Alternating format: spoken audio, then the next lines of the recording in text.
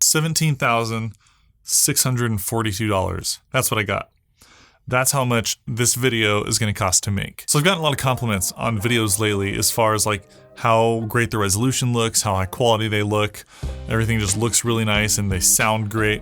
So I'm going to be doing a little studio tour to show you guys what I use to make my videos look and sound like this.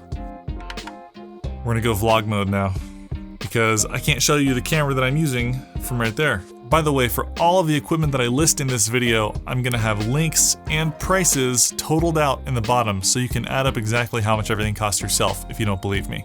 And granted, I didn't buy everything at its full retail value, but some things have depreciated since I bought them, like my GH5. I bought it brand new for $2,000, it's now only $1,600. What I'm filming you on over there, I'm actually gonna turn it off now. There.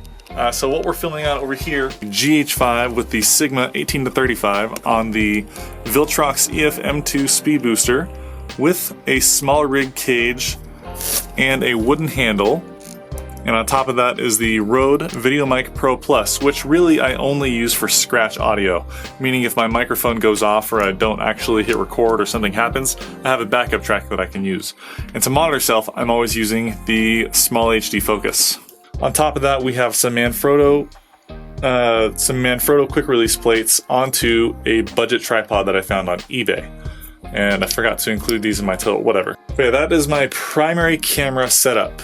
And to get good sound, we use the Sennheiser MKH416, an absolute god of a microphone. That is mounted on top of a cheapo boom pole. Then we have a blue XLR cable going down to our mixer. And on the mixer, it's a Mackie Pro FX 8V2. We color the sound a little bit. What I mean by that is I adjust the high frequencies and the low frequencies to make them sound just a little bit better, the way that I like them. You know, the boomy voice that you always hear. It just makes it easier to process in post, so I don't have to do quite as much audio processing. And then out of that, and then out of the mixer, it goes into my Zoom H6, and this is where I actually record all of my audio, except for what you're hearing now, which is just through the GX85 camera body. And if I need to record audio wirelessly, like I'm going around doing something, you know, not in my studio, I'll generally use the Sony UWP D11 body pack and receiver. So that's my wireless audio setup. And this will actually just plug right onto the camera, so I don't actually have to bring my recorder. All right, where are we so far? More microphone stuff. If I'm sitting at my computer doing audio, I will be using my blue baby bottle, and that is mounted on top of a Rode PSA-1 boom arm, and then that goes into the mixer as well. And I can actually, with the mixer, depending on what I'm doing, I just hit a button, boom, boom, and now I'm using the baby bottle microphone, and then back to my shotgun microphone over there. All right, so we got audio covered, and we got the camera covered. The camera and lens that I'm talking into now is the GX85, with a Panasonic Leica 12-60 f2.8 to f4 lens, and that is on top of another quick release plate using one of those crappy Joby GorillaPods. I do not recommend these, they're terrible. And I'm using an Anderson RGB LED light that's mounted to the hot shoe, and it's RGB because you can see, not blue.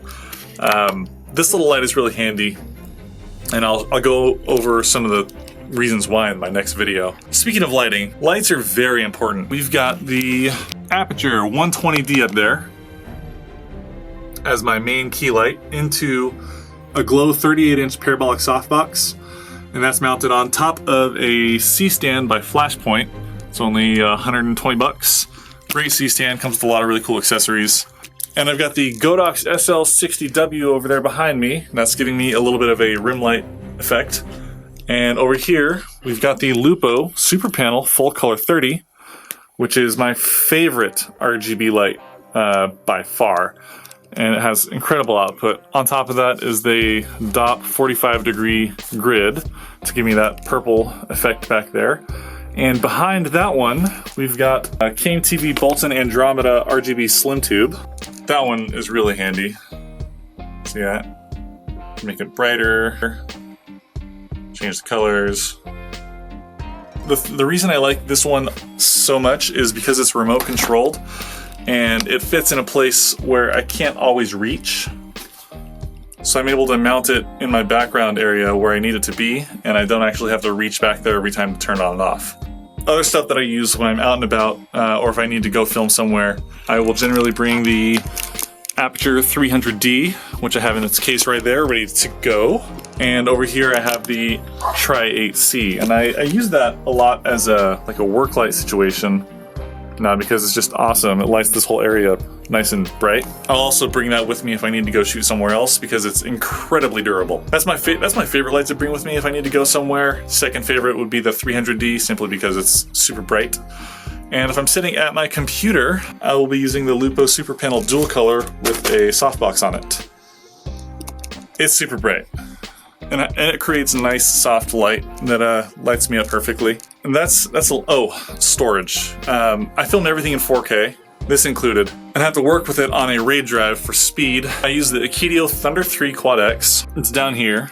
It's a 4-bay enclosure that hooks up via Thunderbolt 3, and I have two Micron 2 terabyte solid state drives in a RAID 0 configuration, and then I have two 4 terabyte drives in a RAID 1, I think it is. It's where they both back each other up. And then all of those are using Backblaze for additional backup. So everything is backed up in multiple locations, and if the drive explodes, I can still recover everything. Okay, I think I got everything. There's going to be links to everything that I listed off here, and probably some things I forgot to name in this video, with exactly what they cost right now if you were to buy them brand new.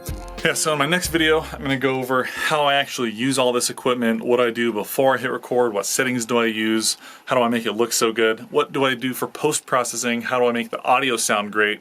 If you want to watch that video, make sure you're subscribed and, hit the bell or whatever if you want to be notified. In future videos, I'm actually going to be going over some more budget setups. So how can you make great video without spending a ton of money? Everyone's got a phone in their pocket. How do you make that phone video look good? I'll give you a hint. It's probably sound and lighting. But anyways, thanks for watching. I'll see you guys in the next one.